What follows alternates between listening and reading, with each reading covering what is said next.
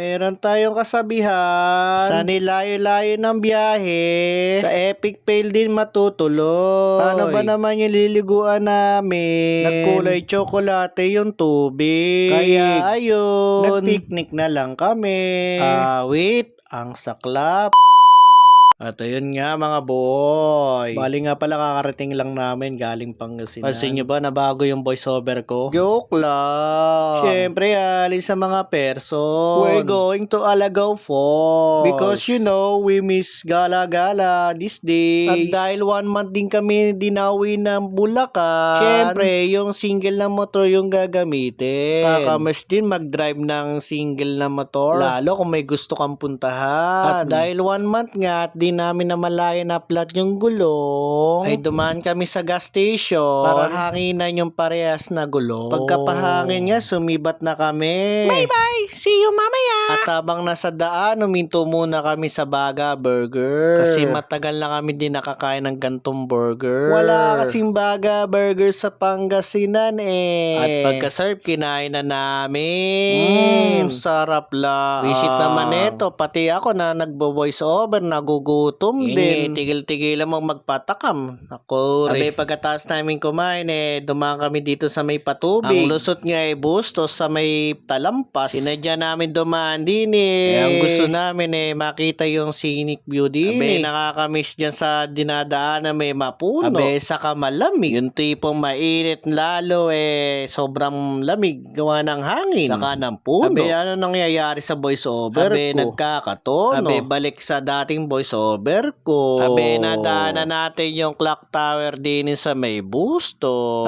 Sa Bulacan may 3 tower na ganyan. Isa sa Bustos, isa sa Baliwag, at isa sa Balagtas. Pag may time, videohan na lang later. Pagkalabasan, Bustos Bayan. Nandito na kami sa Plaridel Bypass Road. Tingnan mo yung view sa kanan namin. Napakaganda. Tanaw mo yung Sierra Madre. Pag ganito ang view mo. Napakasarap mag-ride. Nakalabas na ng bypass. Nakalabas na rin ng San Rafael. Papasok na tayo na San Ildefonso. At tuminto kami dito sa Osabe para bumili ng tubig. Kasi wala kaming dala. At sobrang init na rin. At napadaan na rin kami ng Alphamart. Kasi bibili kami ng outside. Tsaka ng kopi ko Lucky Day. Kaso walang outside. Kaya Vitamilk ang sinubstitute namin. At dumaan na rin kami ng 7-Eleven para bumili ng ice cups. Tsaka ng ibang kailangan. Yung isa may napanood na life hacks. Magtimpla daw kami ng gantong kape.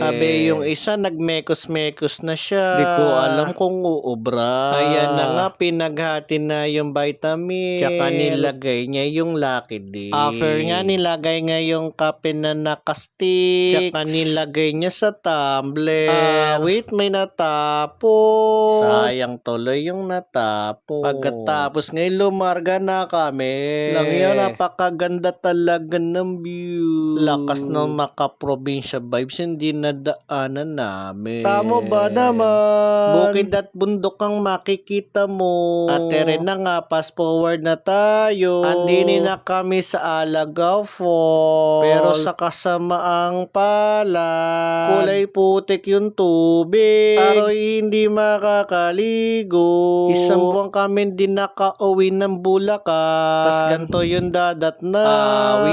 Kaya nag-food trip na lang kami. Nag-picnic na lang kami sa isang tabi. Habang tinatanaw yung nature. Nakakamiss din tumambay sa lugar na to. Sayang at di makakaligo. Ang sad naman. Hanggang dito na lang yung video. Please like, follow, and share sa video na to. Maraming salamat sa mga nanood. Okay, bye. Ingat.